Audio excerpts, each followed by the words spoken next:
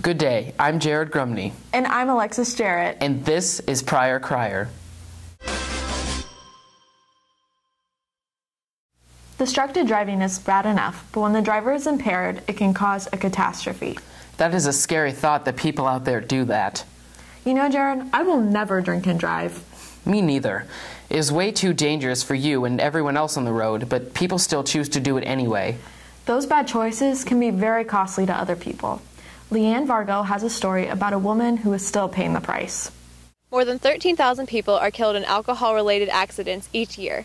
That's roughly 36 people per day.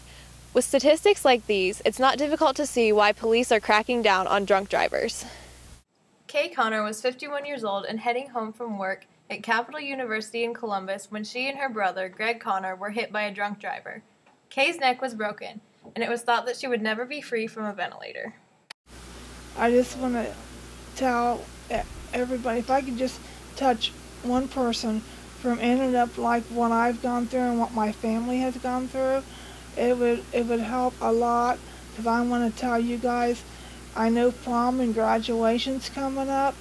For God's sake, don't get in a car with a drunk driver and don't drink and drive. Over 1.4 million arrests for DWI are made each year, and nearly two-thirds of those sentenced to incarceration are repeat offenders. The drunk driver who crashed into Greg and Kay Connor was 33-year-old Adam Whitlatch, who was sentenced to 6 years in prison. April 22nd, Westerville police officers came to inform high school students about the dangers of drunk driving. Using a driving simulator, they gave students the opportunity to feel what it's like to drive under the influence or with distractions. Officer Ron McMillan describes how prevalent drunk driving is. Yeah, nationwide there is a significant amount of alcohol-related crashes, and there are just as many fatalities that stem from impaired driving, people that are driving under the influence of whether that's drugs and or alcohol. It's on the rise, and it's a tragedy because it's something that's highly preventable. So the effects of alcohol, as soon as you take your first sip, within about 10 minutes you'll start feeling the effects of alcohol. For as long as it takes for the alcohol to be effective in your system depends on how much you drink. So the more you drink, the less the liver can dispose of it, so it ends up in your bloodstream, raising your blood alcohol content. In addition to the negative physical effects of drinking, teens who drink and drive can be fined up to $1,000 and will have their licenses suspended for 6 months to a year. The judge also has the option to impound their vehicles. Stay smart, don't drink and drive. For Crier, I'm Leanne Vargo.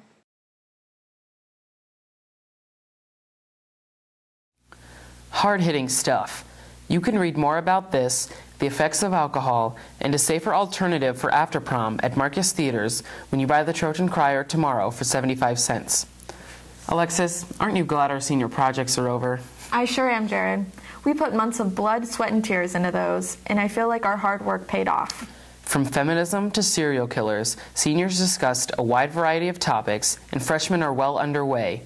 Lexi Mount has the story. Freshman and senior projects are the culmination of months of research, writing, and presentation.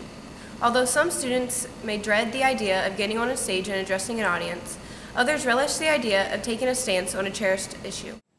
Throughout middle school, students present small projects in the auditorium. These help prepare them for their senior and freshman projects. Public speaking is not a skill that everyone possesses, but English teacher John Marhefka and other educators aim to help students develop it. Freshmen and seniors both have a rubric, and we're trying to get them to work on their public speaking skills. It incorporates the presentation, their tone, their pace, their clarity, as well as the knowledge of their topic and how they relay that to the audience. What do they often miss? As freshmen, students are faced with taking what their teachers taught them about public speaking and putting it to the test.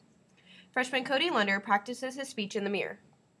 I've been preparing for my freshman project by doing a lot of research, turning everything in on time. My partner's been really helpful. She's come over a lot. We've just done a lot of work on it, hard work. I would say I'm a little scared just because the stage is intimidating, but overall I don't think it'll be that bad because I've been in CHS productions before, so I know how everything works. In a student's senior year, his or her skills are put to the test once again. This time, students must write longer papers and give longer presentations. Senior Warren Smith spent many hours writing his speech and practicing his delivery. I really had to make sure I didn't procrastinate and keep myself on the ball and just keep up with all my work and make sure everything got in on time. Seniors completed their projects yesterday before leaving for New York. Freshmen will begin their presentations Monday. While seniors can enjoy New York, relieved of the year-long pressure, freshmen prepare to take on the spotlight in the auditorium. For Crier, I'm Lexi Mount. You can read more about senior projects when you buy the Children's Crier tomorrow for 75 cents. You can also read about County Honors Band, spring sports updates, life hacks, and field trips. Speaking of field trips, juniors can buy the Children's Crier on Friday during 9th period as they are going to see Death of a Salesman. Seniors in New York can buy the paper on Monday. For Crier, I'm Alexis Jarrett. And I'm Jared Grumney.